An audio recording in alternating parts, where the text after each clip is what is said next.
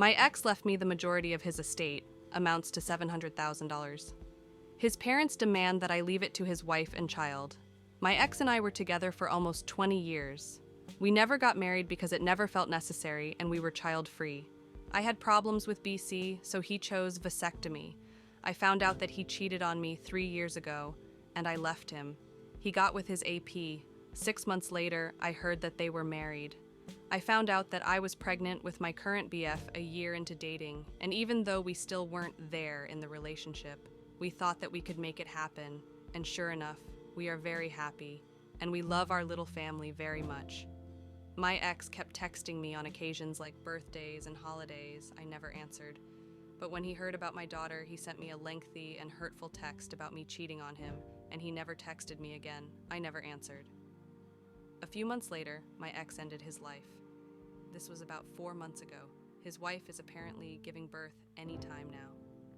I was surprised. I was contacted by a solicitor to tell me that I have inherited my ex's estate. He had left everything to me, besides some to his parents' pension and his nephew.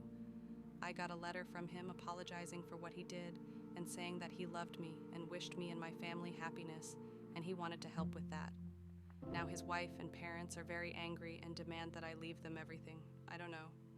Will I be the jerk if I kept it, because that is what I want, actually, and is also what he wanted? Am I the jerk for telling my husband that he needs to give me half his company if he wants me to be a housewife? My husband and I, both 35, have been married for 6 years, and we have 2 children together, and 1 on the way. He said that he wanted me to be a housewife and stop working. I was very disturbed by that, but he explained that it was better for our family and children since he can afford very good living. After a few weeks thinking, I told him that I would agree, but only if I get half his company. He was surprised by this, but I explained further that the more I stay at home, the less chance I would have to find a well-paying job should we ever divorce, because I would have less merits, while he would stay making more money each year.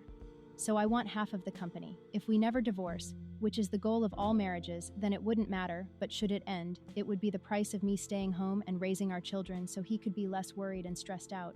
His words, that he would be less anxious and stressed out if he knew they were with me rather than with strangers in daycare or nannies. When I told my friends, they called me the jerk. My best friend was very angry and called me disgusting, so I am taken aback a little. Am I the jerk for being upset? My stepson lied about me. So my SS, 18, moved out tonight very suddenly. I knew he wanted to move out because he didn't want to go to college. He had a full ride and was receiving a monthly stipend to cover expenses. He didn't have to work, but had a small job anyway to help learn responsibility.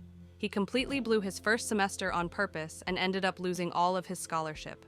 Then he quit his job as a cashier at a fast food restaurant and went to move out without telling us. We, of course, asked what was going on, and things went downhill. He told a friend we were holding him hostage. His friend, also 18, showed up at my house.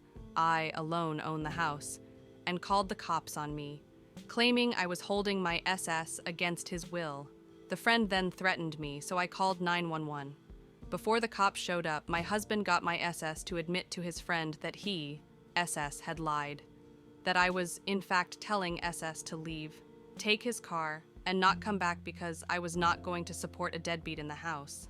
I told SS he could not have anything that didn't belong to him. Friend was shocked but undeterred. Cops showed up and talked to friend, then stepson, then me. I explained it was my house, that he was free to leave, but I didn't want him or the friend to come back, period. Cop stated that since SS lived there, I had to evict him. I explained to Cop that isn't true, as I had already looked into it. If an 18 child leaves willing, I do not have to evict. I also explained he was free to leave, take the car I gave him, and take his clothes, but he could not have the electronics. The cop tried to say he could take them until I pointed out the items were in my name, which made it a civil matter. I told the cop, when they leave, SS is not to come back, period. So SS and friend leave with some items, and after they are gone, I start going through SS' phone. He had been lying to his friends for months about me and his father. If he didn't want to do something, he claimed we were holding him prisoner. He called his dad a fat loser and claimed all sorts of abuse that never happened. When they made it to the friend's house, he posted a bunch of lies saying my B word, stepmom tried to keep my stuff, but the cops were on my side. Of course, his friends believed him, despite it being untrue. Additional context. My SS literally cannot support himself.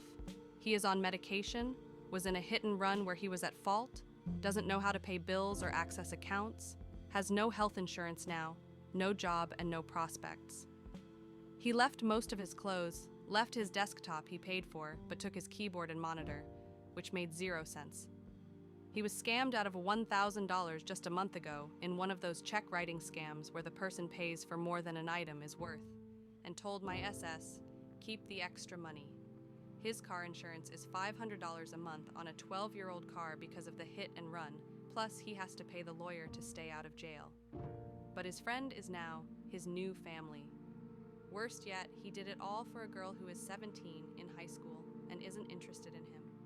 Texts between him and the girl involved talk of bombing the high school and stabbing his father and me. With all of this, I am concerned about my husband's health over this situation because it is his son after all. For me, I am angry, upset, and feel used. But please tell me, am I the jerk for saying I never want him back around us? I cut hundreds of people in line for food at the airport on one of the busiest travel days of the year. Am I the jerk? So I was traveling over the holidays and due to delays was running super late for a flight that was boarding already and my young kid was freaking out hungry. I was very hungry too. All the lines for food were hundreds of people. No way we'd make it. And the airline we were flying didn't have food on this 4-hour flight. I approached a person who was basically next in line to order and offered to pay for their meal if they would order something also for my child. Not even me or my partner. They happily agreed. And about 5 minutes later, I had the food and just made the flight. My partner says it was a jerk move. I was desperate to get food for our kid and didn't even get for me to make the impact as small as possible. No one in line seemed to notice, and I can't believe it added more than 10 seconds to their wait. So, am I the jerk? Edited to add a few details that have been asked repeatedly in the comments. It was an international flight and our previous was delayed. We had snacks, but pretty much everything had been exhausted, and between traveling all week and security, we couldn't get a full meal in. I'm a man. My partner is a woman. Sorry to use confusing terms. Partner has always felt more appropriate to me for some reason. We normally have lots of food for our kid. We just couldn't for a complicated set of reasons this time. I totally agree with those who say, what if everyone did it? But what if the everyone was just people who really needed to? I've been in similar situations many times on my own, and I just suck it up. Traveling with a kid is different. I hope that myself and most reasonable people would agree. Second edit. Why was my wife pissed?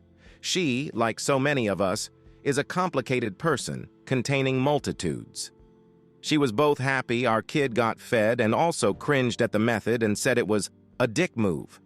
She still loves me. We aren't getting divorced or anything. Am I the jerk for calling child services on my cousin's wife? I, 49M, have a cousin, 34M, whom I am somewhat close to, mostly for convenient reasons, as I live just a 20-minute walk away. He's unfortunately not the brightest light in the Christmas tree, but he means well and hardly ever loses his temper. He has a wife, 32F, who is the complete opposite of him. I am not sure why, but they get along enough to get married. I sound judgmental, but you'll soon see where I am going with this. The wife gave birth to a baby boy about a month or so ago. No one was allowed to meet the baby except very few people to prevent the spread of germs, which is understandable. Then I get a call from my cousin, asking me if I can buy some groceries and maybe takeout. He gave me a list. He said his credit card is maxed out and will pay me later, but I said don't worry about it. I got all the things he asked me and put it in one of those little shopping cart things I use when I go to the fruit market. Then I headed to my cousin's. His wife looked incredibly stressed out, but thanked me for bringing food. I placed the food in the pantry and fridge. She said I can just shove it anywhere. and she wanted to eat the takeout food right away. Then her son spat up where she looked like she wanted to scream. She put the baby on the change table and began to strip him out of his clothes, and he was crying. So I tried to distract the baby to make him laugh while his mom was focused on changing him. It didn't do anything, he kept crying. Then I noticed something horrifying. The poor baby had bruises everywhere and in weird places, but it really shook me. He had blue bruises on his shoulders, back, and even on his feet. I was shocked, and I mentioned it to the wife where she just said, "It's birthmarks." No, I don't think so. They were bruises, but I just asked if the baby maybe fell or something before, but she just snapped and said, "They're birthmarks, and I'm teared and starving and done talking." She placed the crying baby upstairs and came back down with the baby monitor screen and ate the takeout food without another word. The baby was crying, but she did nothing and just ate. By then I was just scared because she looked pissed and ready to throw something. So I just said goodbye and messaged my cousin about the bruises. He said they're birthmarks. And I asked him if that's what his wife said, and he said yes. I was really worried about the baby. The wife seemed very stressed and unhappy, and I didn't directly witness her being aggressive to the baby, but maybe because I was there. But bruises are enough proof that something is going on. So I called the child services and explained the situation. Am I the jerk for calling child services? And yes, I already did call them and left information, but they don't tell me what they are going to do or how severe the situation they think it is. At least it sounds like it's not call 911 sort of situation.